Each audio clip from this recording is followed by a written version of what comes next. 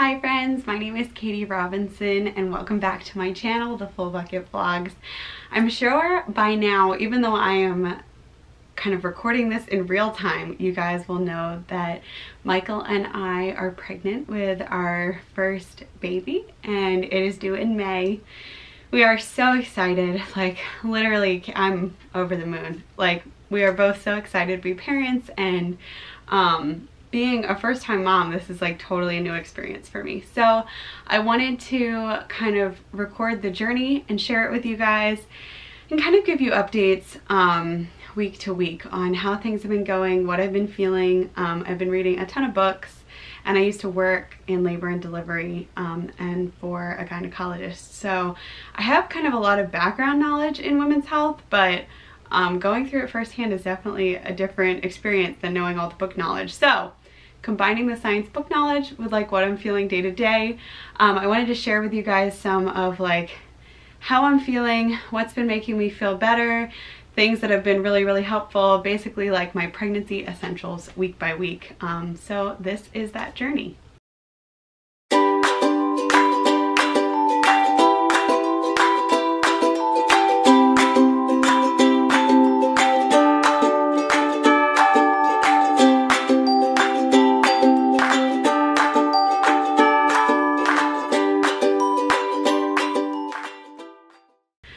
Okay, so I am in week 5 right now.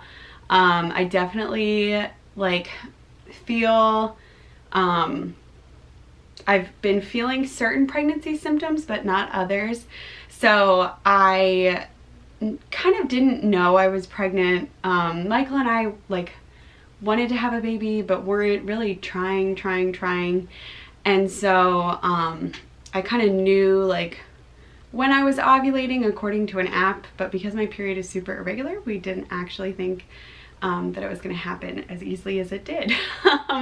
So that's definitely like a huge blessing for us and something we feel really grateful for, to have been blessed with this child. But I wasn't like looking out for symptoms, I guess, is like the overarching premise of this. Like I wasn't thinking of every single feeling and being like, oh wow, like I'm pregnant. But I was backpacking in Asheville with my girlfriend Corinne, and I started feeling like really thirsty a lot. So in the middle of the night, like 2 nights in a row, I drank like 2 liters of water. So if you've ever camped before, you know like Nalgene water bottles are a liter.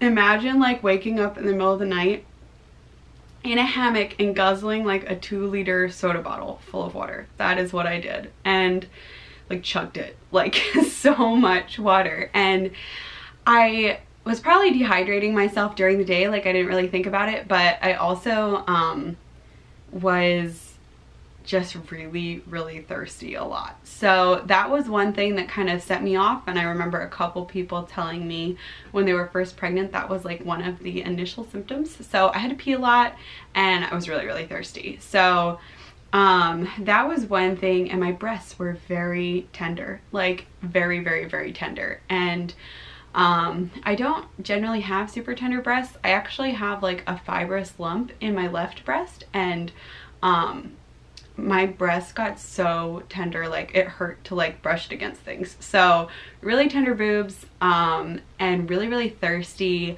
I wasn't really feeling much else. Like I didn't have any other symptoms that I was aware of initially.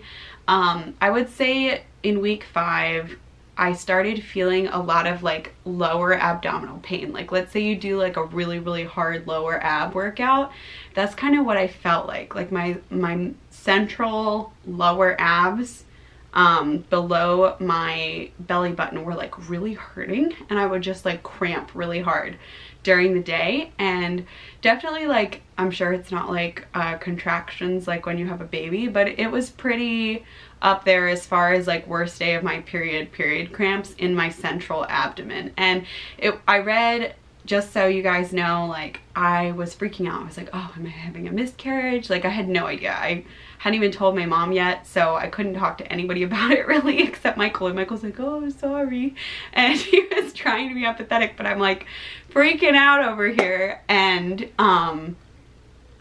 it really is just round ligament pain, from what I understand. It is a stretching of, basically when you get pregnant, your body releases certain hormones that loosen muscles, ligaments, and just kind of everything to allow for expansion and stretching, and to prevent like serious tears and things like that. It really just kind of lets everything relax and expand over the course of 9 months. And for me, those really bad like pains in my lower abdomen were round ligament stretching. And so that made me feel a little bit better, because it wasn't, you know, on one side or the other side. It really was kind of a central pain. It wasn't like an ovary or ovarian cyst type pain, like really pronounced on one side or anything like that. So I wasn't super worried. After that, it just hurt a lot, and I've been having a lot of back pain. So when I get my period, I have really bad back cramps, and I have been getting really bad lower back pain. It was something that I had before the pregnancy started. For sure, I've actually, my mother and I think that I have a potentially like herniated disc, and so I really need to go get that checked out before I have a giant belly. But not like there's anything they can do about it now, but so that could be in part contributing to my lower back pain. I was a D1 swimmer and a really serious swimmer throughout high school, and so I have a lot of like pinched nerves and just like back pain in general from being a competitive swimmer and lifting. But the lower back pain hurts like a lot, and so it's been something that's been making sleeping really difficult for me. I definitely have not been sleeping at night. And the other part of pregnancy, especially in the beginning, that I would say is like I have been whammed with like exhaustion, and I am doing a ton of different things right now with my life, and so I don't need to be like tired all day long, and I am exhausted. Like literally all these people are like, oh, I'm so tired in the first trimester, like other YouTube vloggers and stuff. People, it is for reals. Like I think at first I was on like a little bit of withdrawal from caffeine, like literally serious withdrawal, because you can only have 180 milligrams of caffeine a day, and a normal cup of coffee is like 135. And so I was really just trying to stay off of caffeine in general, because you never know like where you're getting it from other sources or tea or anything like that. So I really like cut coffee out, and I was dying, people, like literally dying. And I was so tired. I like come 2 p.m. every day, I was ready for a nap, which is not like me. I cannot sleep when it's light outside. Like it was weird. So if you are pregnant and you are in those first few weeks, like sleeping is really, really important for you and your baby. So much goes on when you're sleeping. Honestly, your primary digestion and like intake of nutrients occurs when you're sleeping, because your body's systems and processing switch so that you're able to absorb more nutrients when you're asleep. So really, it is really important for you and baby to sleep. As far as nutrition, I haven't had a lot of like smell sensitivity, I would say, yet. I was really aware of this because I used to do like research on osmoreceptors and like your sense of smell in college. But I don't think I really had any weird smell things so far. Really just like kind of trying to eat really healthfully for the baby. I've been trying to like be conscious of what I can't have anymore. I'm really, really bummed about the sushi thing. I love sushi and I'm like so sad, but I have been really, really careful about what I've been eating, and I've been definitely trying to eat better now that I found out I am pregnant with baby. So as far as products, I don't really have anything yet because I'm really, really, really like, you know, I just got pregnant, but I do have some really great vitamins that I'll share with you guys.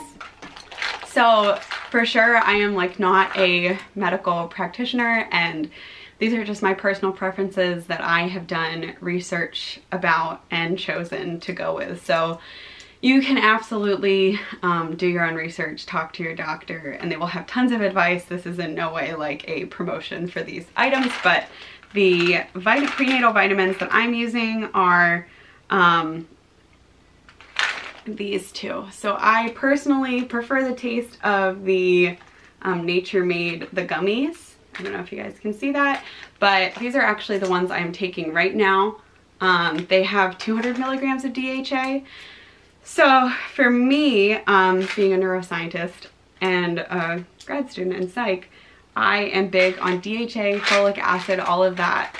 So these have a lot more DHA, which is really, really crucial for brain development, eye development, basically anything like neuro related in the first few weeks of pregnancy. So another thing that happened last week was I went to the OBGYN, and after taking my positive pregnancy test and telling my husband, I went and I actually got a clinical test and confirmed that I was in fact pregnant and that it wasn't a chemical pregnancy or something. So that was really, really exciting, very anticlimactic. You pee in a cup and they test it. But the one thing I didn't like about it was they don't tell you anything there. They're like, yeah, you're pregnant. And then they give you no information about like what you should be doing, what you should be eating, all of that. So luckily there's tons of resources online, but you people need to be on a prenatal vitamin like right away, if not while you are trying to conceive. I cannot stress this enough, because your baby's neural tube development and a lot of its neurodevelopment occurs in weeks 4 through, I would say, like 10.